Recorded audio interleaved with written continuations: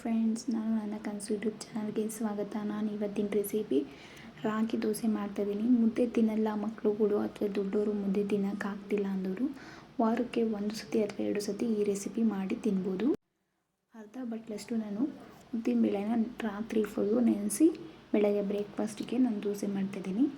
ನೀವೇನಾದರೂ ನೈಟಿಗೆ ಮಾಡಬೇಕು ಅಂದರೆ ಬೆಳಗ್ಗೆ ನೆನೆಸಿ ನೈಟು ಸಂಜೆ ಒಂದು 6-7 ಗಂಟೆಗೆ ನೀವು ಮಾಡ್ಕೊಳ್ಳೋ ಟೈಮಿಗೆ ಇದನ್ನು ರುಬ್ಬೋದು. ನಾನು ಇದನ್ನು ಒಂದು 3 ಸತಿ ತೊಳೆದು ರುಬ್ಕೊಂಬರೋಣ. ಇವಾಗ ನಾನು ರುಬ್ಬೋದಕ್ಕೆ ಜಾರ್ಗೆ ನಾನು ಟ್ರಾನ್ಸ್ಫರ್ ಮಾಡಿದ್ದೀನಿ. ಇವಾಗ ನಾನು ಇದನ್ನು ನುಣ್ಣಗೆ ರುಬ್ಕೊಂಬರೋಣ. ನಾವು ಇವಾಗ ರುಬ್ಕೊಂಡು ಒಂದು ಬೌಲ್ಗೆ ಹಾಕ್ಕೊಂಡಿದ್ದೀನಿ. ನುಣ್ಣಗೆ ರುಬ್ಕೊಳ್ಳಿ. ನುಣ್ಣಗೆ ರುಬ್ಬೋದ್ರಿಂದ ದೋಸೆ ಚೆನ್ನಾಗಿ ಬರುತ್ತೆ. ನಾನು ಯಾವ ಬಟ್ಲಲ್ಲಿ ಉದ್ದಿನಬೇಳೆ ಅರ್ಧ ಬಟ್ಲು ತೊಗೊಂಡಿದ್ದೀನಿ ಅಂತ ಆವಾಗಲೇ ಹೇಳಿದ್ನಲ್ಲ, ಅದೇ ಬಟ್ಲಲ್ಲಿ ನಾನು 1 ಬಟ್ಲಷ್ಟು ನಾನು ರಾಗಿ ಹಿಟ್ಟು ತೊಗೊಂಡಿದ್ದೀನಿ. ಸಣ್ಣ ರಾಗಿ ಹಿಟ್ಟು, ಸಣ್ಣಗೆ ಮಾಡಿಸ್ಕೊಂಡಿರೋ ಹಿಟ್ಟನ್ನು ತೊಗೊಂಡಿದ್ದೀನಿ. ನೀವೇನಾದರೂ ಮೀಡಿಯಮ್ಮಾಗೆ ಅಥವಾ ದಪ್ಪಗೆ ಹಿಟ್ಟು ಹಾಕ್ಸ್ಕೊಂಡಿದ್ರೆ ನೀವು ಜಲ್ದಿ ಹಿಡ್ದು ಹಾಕ್ಕೊಳ್ಳಿ. ಇದರಿಂದ ಚೆನ್ನಾಗಿ ಬರುತ್ತೆ ದೋಸೆ.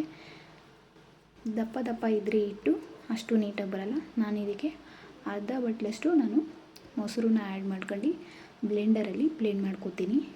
ಬ್ಲೆಂಡರ್ ಇಲ್ಲಾಂದರೆ ನೀವು ಕೈಯಲ್ಲಿ ಮಾಡ್ಕೊಳ್ಳಿ. ಸೌಟಲ್ಲಿ ಮಾಡೋಕ್ಕೋದ್ರೆ ಅದು ಸ್ವಲ್ಪ ಗಂಟಾಗುತ್ತೆ. ನಿಮಗೆ ತುಂಬ ಎಕ್ಸ್ಪೆನ್ಸ್ ಇದ್ದರೆ ಸೌಟಲ್ಲಿ ಕೂಡ ಮಾಡ್ಕೋಬೋದು ನೀವು. ಹಿಂಗೆ ಫಸ್ಟು ಮೊಸರಲ್ಲಿ ಬ್ಲೆಂಡ್ ಮಾಡ್ಕೊಂಡಾದಮೇಲೆ ನಾವು ಆಮೇಲೆ ನೀರು ನೋಡಿಕೊಂಡು ಸ್ವಲ್ಪನೇ ಆ್ಯಡ್ ಮಾಡಿಕೊಂಡು ಆಮೇಲೆ ಹಾಕ್ಕೋಬೇಕು. ಇವಾಗ ನಾನು ಇದಕ್ಕೆ ನೀರನ್ನ ಆ್ಯಡ್ ಮಾಡ್ಕೊತಾ ಇದ್ದೀನಿ. ನಮಗೆ ಎಷ್ಟು ಬೇಕೋ ನೋಡಿಕೊಂಡು ಬ್ಲೆಂಡ್ ಮಾಡ್ಕೊಂಡು ನೀರನ್ನ ಸೇರಿಸ್ಕೋಬೇಕು. ಮುಂಚೆಗೆ ನಾವು ಸೇರಿಸ್ಕೊಂಡ್ರೆ ತೆಳ್ಳಗಾಗ್ಬಿಡುತ್ತೆ. ಆ ರೀತಿ ಏನಾದರೂ ತೆಳ್ಳಗಾದರೆ ನೀವು ರಾಗಿ ಹಿಟ್ಟನ್ನ ಆ್ಯಡ್ ಮಾಡ್ಕೊಳ್ಳಿ. ಈ ಥರ ಬ್ಲೆಂಡ್ ಮಾಡೋದ್ರಿಂದ ಬ್ಲೆಂಡರಲ್ಲಿ ಬೇಗನೆ ಆಗಿಬಿಡುತ್ತೆ. ಟೈಮ್ ಕೂಡ ಸೇವ್ ಆಗುತ್ತೆ. ಮಕ್ಕಳುಗಳಿಗೆ ಲಂಚ್ ಬಾಕ್ಸಿಗೆ ಏನಾದರೂ ಈ ಥರದ್ದು ಹಾಕ್ತೀವಿ ಅಥವಾ ಲಂಚ್ ಟೈಮಿಗೆ ಬ್ರೇಕ್ಫಾಸ್ಟ್ ಟೈಮಿಗೆ ಈ ಥರ ಮಾಡಿಕೊಡ್ತಾಯಿದ್ದೀವಿ ಅಂದರೆ ಬೇಗನೆ ಆಗಿಬಿಡುತ್ತೆ. ಇಲ್ಲ ನಮ್ಮ ಹತ್ರ ಟೈಮ್ ಇದೆ ಲೇಟಾಗಿ ಮಾಡ್ಕೋತೀವಿ ಅಂದರೆ ಮಾಡ್ಕೋಬೋದು.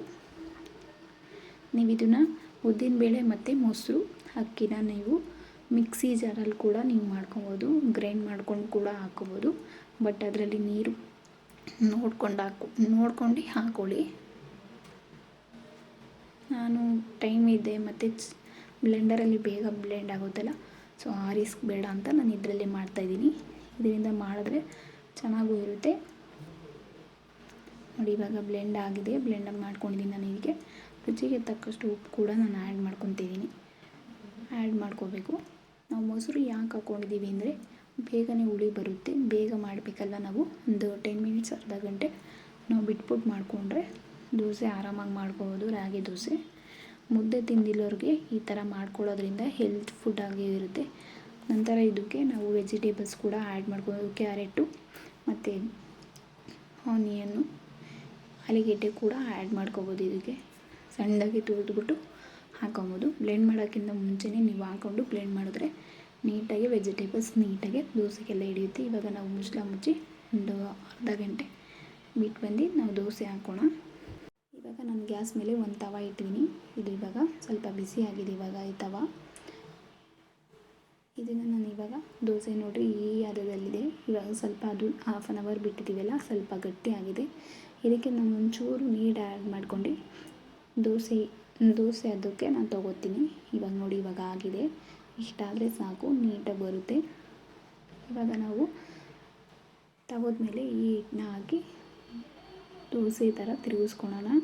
ನಂತರ ನಾನು ಇದಕ್ಕೆ ಸ್ವಲ್ಪ ಆಯಿಲ್ ಹಾಕಿ ತವದ ಮೇಲೆ ಆಯಿಲ್ ಹಾಕೋಣ. ಆಯಿಲ್ ಹಾಕಿದ್ಮೇಲೆ ಇವಾಗ ರಾಗಿ ದೋಸೆ ಹಿಟ್ಟಿನ ಅದ್ರಲ್ಲಿ ಹಾಕಿ ನಾವು ರೌಂಡ್ ಶೇಪಲ್ಲಿ ತಿರುಗಿಸ್ಕೊಳ್ಬೇಕು. ನಿಧಾನಕ್ಕೆ, ಕೆಲವ್ರಿಗೆ ಬರಲ್ಲ, ನಿಧಾನಕ್ಕೆ ತಿರುಗಿಸಿದ್ರೆ ಆರಾಮಾಗಿ ಬಂದ್ಬಿಡುತ್ತೆ.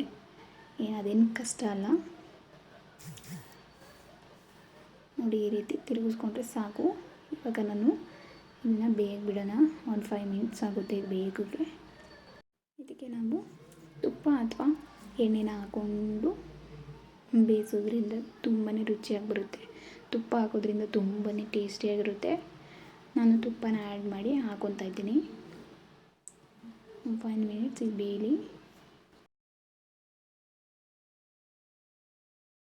ಇವಾಗ ಇದು ಬೆಂದಿದೆ. ಇದನ್ನು ನಾವು ಮತ್ತೆ ಇನ್ನೊಂದು ಭಾಗನ ನಾವು ಬೇಯಿಸ್ಕೊಳ್ಳೋದಕ್ಕೆ ಟರ್ನ್ ಮಾಡಿ ಹಾಕ್ಕೊಂಡು ಈ ಥರ ಪ್ರೆಸ್ ಮಾಡಿ ತಿರುಗಿಸಿ ಮಾಡೋದ್ರಿಂದ ಸುತ್ತಲೂ ನೀಟಾಗಿ ಬೇಯುತ್ತೆ. ಬೇಯೋದ್ರಿಂದ ಹೊಟ್ಟೆ ನೋವು ಕೂಡ ಬರಲ್ಲ, ಚೆನ್ನಾಗೂ ಕೂಡ ಇರುತ್ತೆ. ರಾಗಿ ಹಿಟ್ಟು ಆಗಿರೋದ್ರಿಂದ ಸುತ್ತು ಬೇಯಿಸ್ಕೊಳ್ಳಿ. ನೋಡಿ ಇವಾಗ ಆಗಿದೆ. ನಾನು ಇದನ್ನು ಸರ್ವಿಂಗ್ ಪ್ಲೇಟ್ಗೆ ಸರ್ವ್ ಮಾಡ್ಕೋಬೇಕು. ಇನ್ನೂ ಒಂದು 2 ಸತಿ ಈ ಥರ ಮಾಡಿ ಆಮೇಲೆ ಸರ್ವ್ ಮಾಡ್ಕೊಬೇಕು. ಈಗ ರೆಡಿಯಾಗಿದೆ. ಇದನ್ನು ಫೋಲ್ಡ್ ಮಾಡಿ ಎತ್ಕೊತಾ ಇದ್ದೀನಿ. ನಾನು ಮತ್ತೊಂದು ದೋಸೆನೂ ಕೂಡ ಹಾಕ್ಕೊಂಡು ನೋಡಿ ಈ ರೀತಿಲಿ ಎರಡು ಕಡೆನೂ ನೀಟಾಗಿ ಪ್ರೆಸ್ ಮಾಡಿ ಬೇಯಿಸ್ಕೊಳ್ಳೋದ್ರಿಂದ ತುಂಬಾ ಕ್ರಿಸ್ಪಿಯಾಗಿ ಟೇಸ್ಟಿಯಾಗಿರುತ್ತೆ. ನೋಡಿ ಈ ರೀತಿ ಮಾಡ್ಕೋಬೇಕು. ಪ್ರೆಸ್ ಮಾಡಿ ಸುತ್ತು ಎರಡೂ ಕಡೆನೂ ಬೇಯಿಸ್ಕೊಳ್ಳಿ. ಇದನ್ನು ಇವಾಗ ನಾನು ಬೇಳೆ ಸಾರು ಜೊತೆಗೆ ಸರ್ವ್ ಮಾಡ್ಕೋಬೇಕು. ಇವಾಗ ನಾನು ಸರ್ವಿಂಗ್ ಪ್ಲೇಟ್ಗೆ ಹಾಕೋತಾ ಇದ್ದೀನಿ. ಬೇಳೆ ಸಾರು ನನ್ನ ಹತ್ರ ಆಲ್ರೆಡಿ ಇರೋದ್ರಿಂದ ನಾನು ಅದ್ರ ಜೊತೆಗೆ ಸರ್ವ್ ಮಾಡ್ಕೊತಾ ಇದ್ದೀನಿ. ಇದು ತುಂಬ ಟೇಸ್ಟಿಯಾಗಬೇಕು ಅಂದರೆ ನಾವು ಚಟ್ನಿ ಜೊತೆಗೆ ಅಥವಾ ಟೊಮೆಟೊ ಗೊಜ್ಜು ಜೊತೆಗೂ, ಬೇಳೆ ಸಾರು ಅಂದರೆ ಗಟ್ಟಿಯಾಗಿ ಮಾಡಿಕೊಂಡು ಸರ್ವ್ ಮಾಡ್ಕೋಬೋದು. ಹಾಗೆ ನನ್ನ ವಿಡಿಯೋದಲ್ಲಿ ಲಾಸ್ಟಲ್ಲಿ ಒಂದು ಟಿಪ್ಸ್ ಕೂಡ ಇದೆ. ಆ ಟಿಪ್ಸ್ ಏನು ಅನ್ನೋದಾದರೆ, ನಾನು ಇವತ್ತು ನೀವು ಫೇಸ್ ಪ್ಯಾಕ್ ಹಾಕೋತೀರಾ ಅಥವಾ ಫೇಸ್ ಮಸಾಜ್ ಮಾಡ್ಕೋತೀರಾ, ಫೇಸ್ ಸ್ಕ್ರಬ್ ಮಾಡ್ಕೋತೀರಾ, ಅದನ್ನು ಆದಷ್ಟು ನೀವು ನೈಟ್ ಟೈಮಲ್ಲಿ ಮಾಡ್ಕೊಳ್ಳಿ ಅಂತ ಹೇಳೋದಕ್ಕೆ ಇಷ್ಟಪಡ್ತೀನಿ. ಯಾಕೆ ಆ ಥರ ನೈಟಲ್ಲೇ ಮಾಡ್ಕೋಬೇಕು ಅಂತ ಅಂದರೆ, ನಮ್ಮ ಸ್ಕಿನ್ಗೆ ರಿಲೀಫ್ ಸಿಗುತ್ತೆ. ಆ ಟೈಮಲ್ಲಿ ನಾವು ಏನೇ ಪ್ಯಾಕ್ ಹಾಕೊಂಡ್ರು ಆ ಟೈಮಲ್ಲಿ ರಿಲೀಫ್ ಸಿಗೋದ್ರಿಂದ ನಮ್ಮ ಸ್ಕಿನ್ಗೆ ಬೇಗನೆ ಎಫೆಕ್ಟಿವ್ ರಿಸಲ್ಟ್ಸ್ ಕೂಡ ಸಿಗುತ್ತೆ. ನೀವು ಹೋಮ್ ಮೇಡ್ ಏನಾದರೂ ಯೂಸ್ ಮಾಡಿ ಅಥವಾ ನಿಮಗೆ ಬೇಕಾಗಿರುವಂಥ ಇಷ್ಟ ಆಗುವಂಥ ಸ್ಕಿನ್ ಕೇರ್ ಪ್ರಾಡಕ್ಟ್ ಬೇಕಾದರೂ ಯೂಸ್ ಮಾಡ್ಬೋದು. ಅದನ್ನು ನೈಟ್ ಟೈಮ್ ಯೂಸ್ ಮಾಡಿದ್ರೆ ತುಂಬ ಬೇಗನೆ ರಿಸಲ್ಟ್ ಸಿಗುತ್ತೆ. ನನ್ನ ಚಾನಲ್ನ ವಾಚ್ ಮಾಡ್ತಿರೋ ಪ್ರತಿಯೊಬ್ಬರು ಲೈಕ್ ಮಾಡಿ, ಶೇರ್ ಮಾಡಿ, ಸಬ್ಸ್ಕ್ರೈಬ್ ಮಾಡ್ಕೊಳ್ಳಿ. ಪಕ್ಕದಲ್ಲಿರೋ ಬೆಲ್ ಐಕನ್ನ ಕ್ಲಿಕ್ ಮಾಡೋದು ಮರಿಬೇಡಿ. ಹಾಗೆಯೇ ನನ್ನ ಚಾನಲ್ನಲ್ಲಿ ಯಾವುದಾದ್ರೂ ಏನಾದರೂ ತಪ್ಪಿದ್ದರೆ ನನ್ನ ಕಮೆಂಟ್ ಮೂಲಕ ತಿಳಿಸಿ, ನಾನು ಅದನ್ನು ಕರೆಕ್ಷನ್ ಮಾಡ್ಕೋತೀನಿ. Thank you.